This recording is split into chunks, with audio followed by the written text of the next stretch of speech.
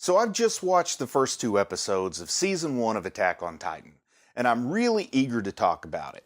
I titled this video as a review, but I think it's really more like an emotional and cognitive response. But I wasn't going to title it an emotional and cognitive response because that's kind of pretentious, and I don't know who in the world would click on something called that.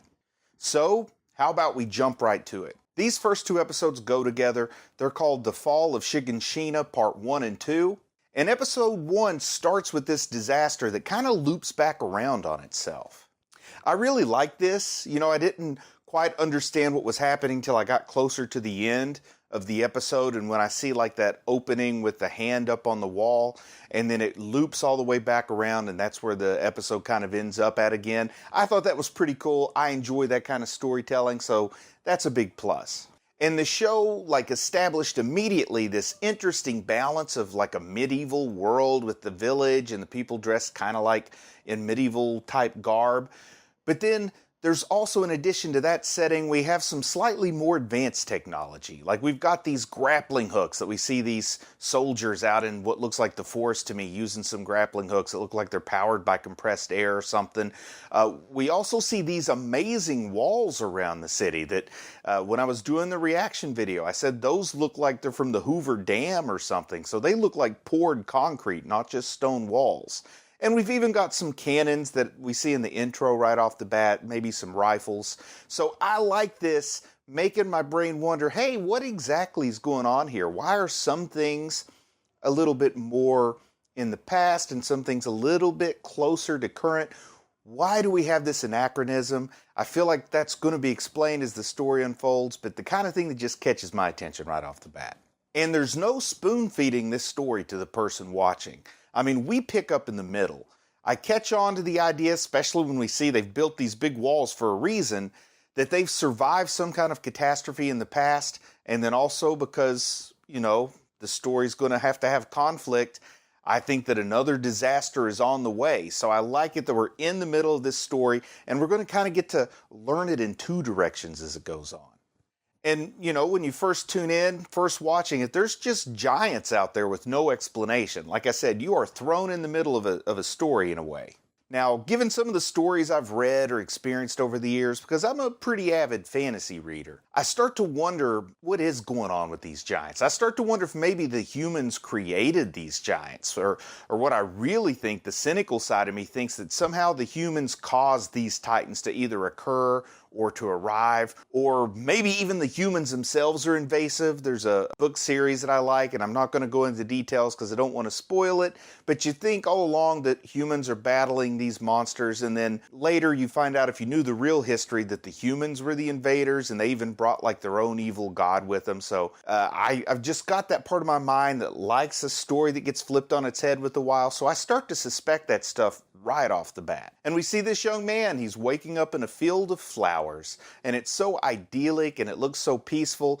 But again, we're in the middle of the story. We don't have any other introduction to this guy. He just wakes up from a bad dream. And his name, I think, is Aaron. I'll probably just say Aaron. And he seems established as the point of view character pretty quickly on, so I'm kind of emotionally already starting to feel the world through his experience. And like I said before, we get a view of these walls. We have this medieval village with sort of European style houses. And then this medieval village is surrounded by a very modern looking wall. Like I said, looks like poured concrete. It isn't the kind of thing that just anybody could be making. So I know there's going to be a story there eventually. And we see these city guards, they're just sitting around and drinking. Look like they're not taking the job of guarding too seriously. But then one of the guards makes a pretty good point. I find myself saying, you know what? He's right.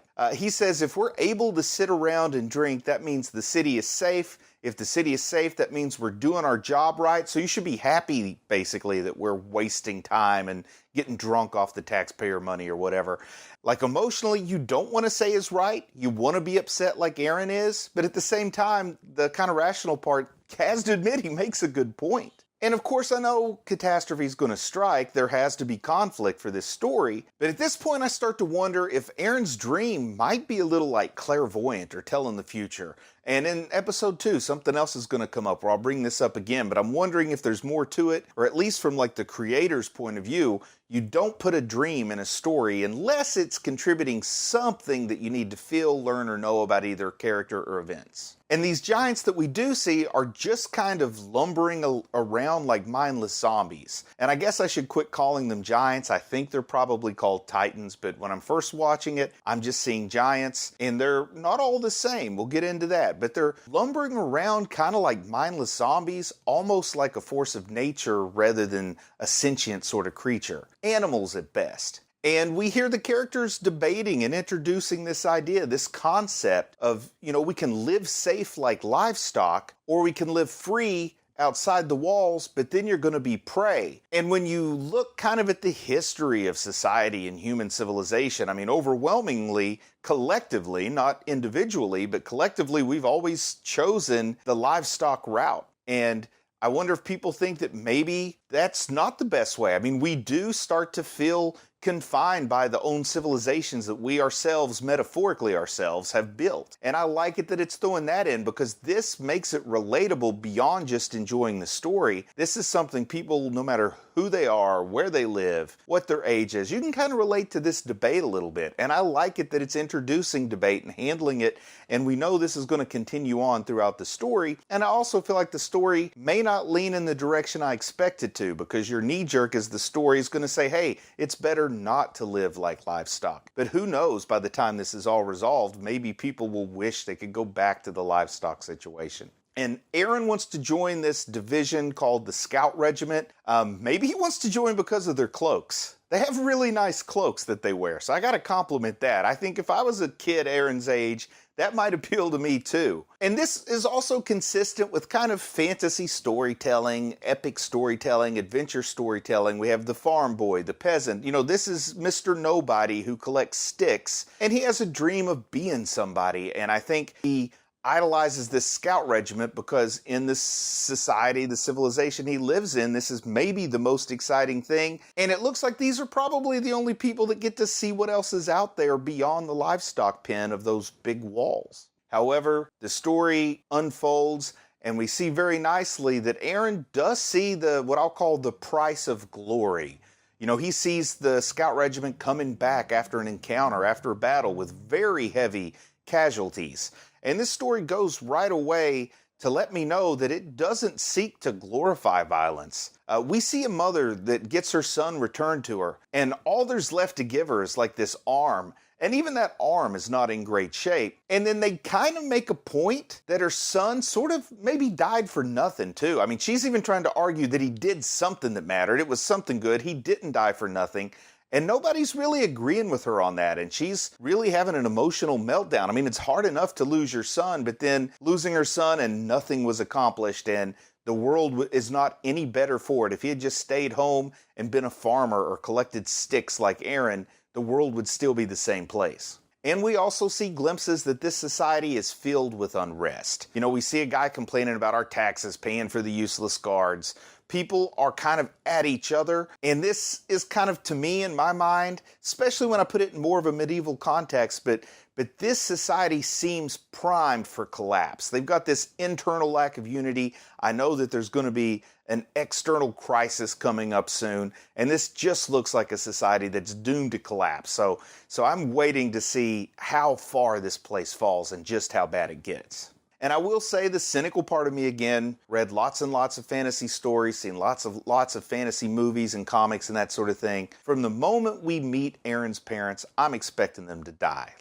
That's just a classic part of this type of storytelling, is our hero loses his parents or he's an orphan. But then it went on to sell me this hope that maybe his mom wasn't going to die. After the attack happens and they loop back around, and I'm honestly, even though I just had my mind made up, yep, she's dead, she's going to die, that's not going to change, they suddenly had me thinking she would live. They had me thinking they were going to subvert that trope, or at least they were going to subvert my expectations. But then the story subverted the subversion, and it found a way where I'm prepared for two things, for it to go one of two ways: the way you expect it or the way that people generally don't expect it. And they still found kind of a third way to sell me hope and get me to buy in and then drop the hammer on me. And I gotta say, that whole sequence, that whole ordeal was a real emotional workout. And then we see Aaron and Mikasa, they run to the rescue of their friend who's being bullied. I think his name is Armin.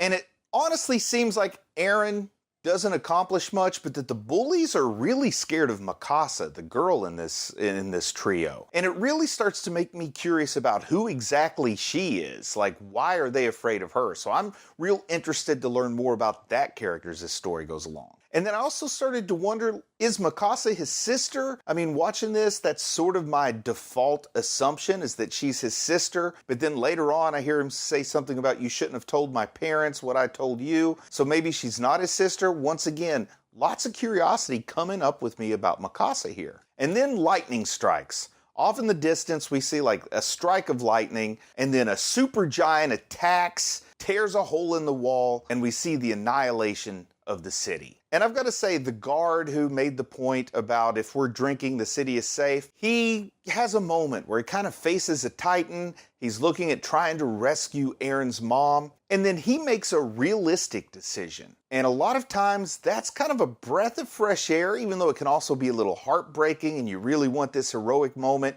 But this early in the story in particular, it's good to set a tone that he makes a realistic decision and that this story's handled in a realistic manner at this point. And now I have to talk a bit more about the death of Aaron's mother here. It had me squirming in my seat. And it's not just because, it's gross or whatever. Actually, I think they handled the gore very tastefully and very artistically. But it had me squirming because I couldn't help but put myself in Aaron's shoes as this was going on. And I was feeling the helplessness that I imagined him feeling. I was feeling the frustration and the pain and the rage, the impotent rage that you can't do anything about. This confusion about everything going on at once, out of the blue, no time to prepare, this inability to just process everything. And I think this is like the greatest kind, like the most horrible kind, the largest kind of mental and emotional suffering that a person can do. And the fact that within 20 minutes, they had me relating this closely and squirming this hard in this situation, I think that means they've done a good job up to this point. And I don't like to do a lot of relative,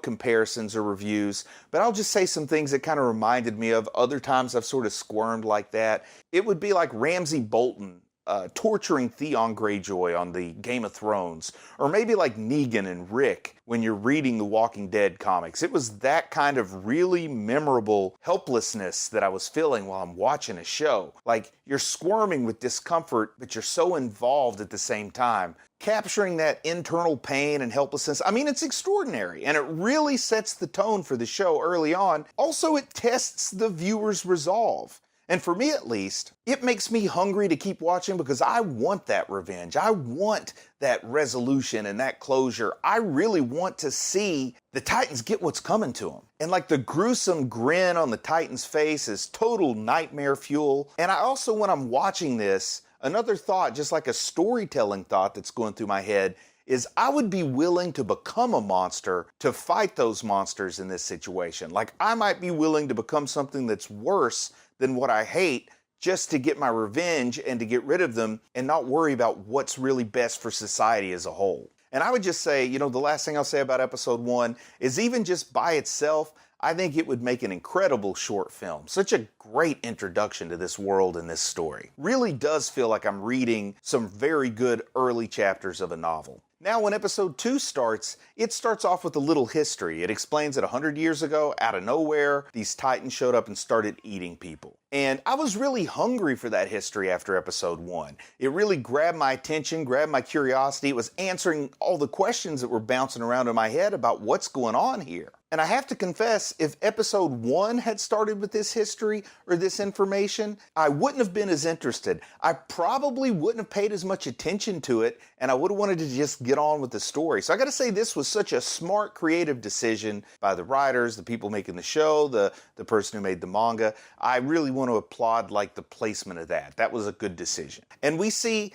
Aaron even has contempt for the man that saved him, because all of this ball of helplessness and frustration and emotion and loss and pain, and he's I mean, I feel like as a younger person, I was probably in that position where you get mad at the person taking you to safety because you haven't quite understood the reality of living and dying, and not everyone can be saved yet. And they're still letting us know that these characters are actualized, realized, developed characters, and they're not sort of one-dimensional or flat stereotype characters or archetype characters. I like that. And then I start wondering about these supersized, more intelligent Titans, because we see as they pull back behind to another level of wall, there's another one of those supersized Titans. It's not the same one that put the original hole in the wall, because this one has a little hair on its head, not quite as big as that one, and he's rushing the gate as it's falling down. And to me, they almost seem like bioorganic machines. And once again,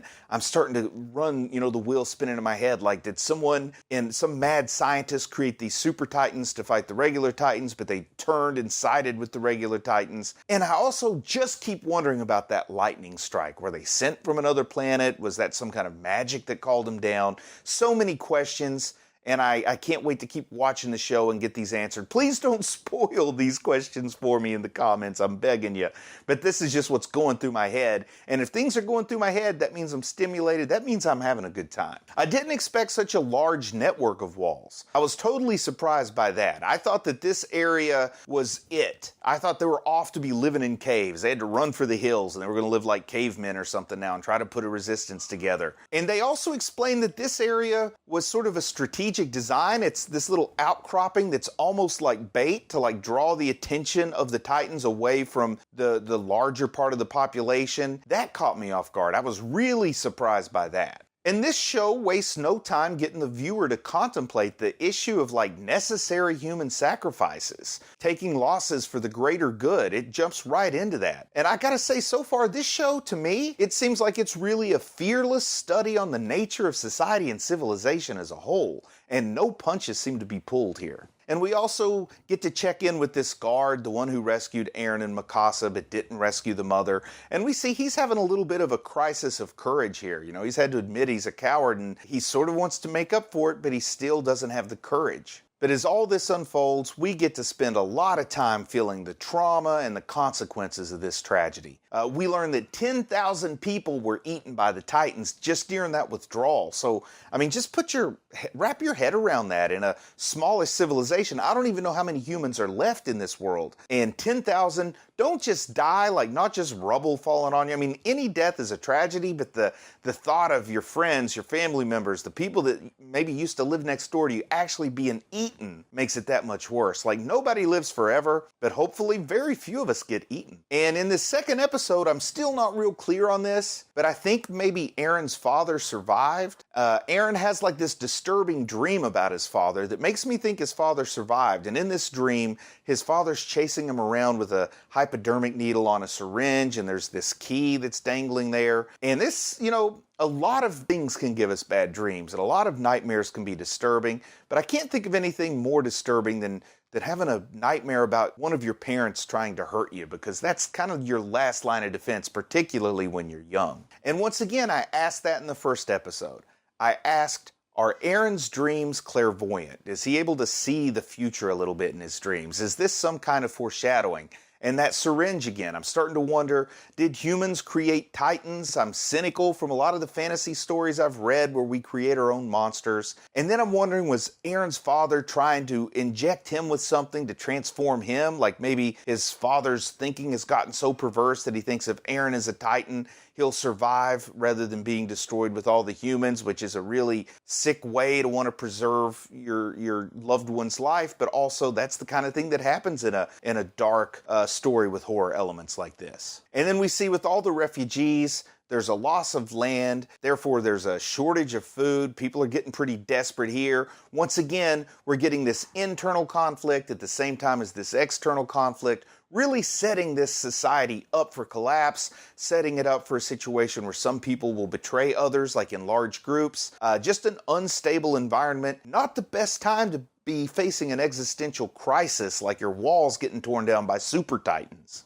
And we get a moment that actually tells us a lot about Aaron. He fights with two guards. I mean, they're full-grown men, and he has no chance of winning this fight, but he still fights, and that shows us a little bit about his character, maybe a lot. It shows that he's brave, But he may be brave to a fault because maybe he's not realistic. And as much as I admired the storytelling when the guard was realistic and made the realistic choice rescuing Aaron and Mikasa, this shows that Aaron so far lacks that realistic element, which also might help not hold him back from being a hero in the future, but it also kind of shows he's not ready for it yet. He's determined to destroy the Titans, he says that, but how?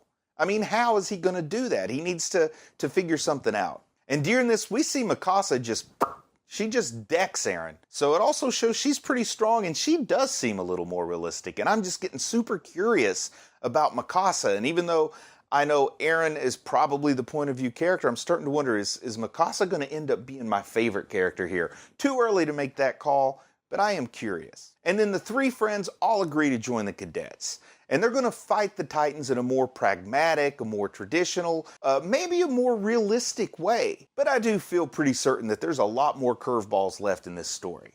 Everyone told me this story was great, and I believed them, but I was still surprised by how strongly I was pulled in by this with just these first 2 episodes.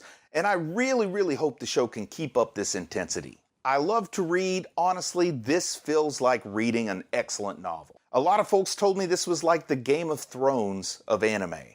And I don't really like to make too many relative comparisons because I don't want to be divisive and have people start arguing about whether or not even Game of Thrones is good. I know it definitely left a lot of people disappointed in the end, but when it was good, it was great. And I think that's a pretty apt comparison for what I've seen in these first 2 episodes. This is a great, grim, dark fantasy tale. And I'm absolutely going to recommend this to people in reading groups, folks I know that'll like this story. I mean, first and foremost, this is a strong, well-written story. Animation or anime is just the method in which it's delivered, but these first 2 episodes can stand up to anything. And I hope that's good enough for you. I'm going to go watch episodes 3 and 4. Can't wait to review those. I'll talk to you soon. And if you want, I can do more reaction videos. I don't know how much is enough, how much is too much, and how much is too little, but I'll work on it. See you soon. Did humans create Titans? Did humans create Titans?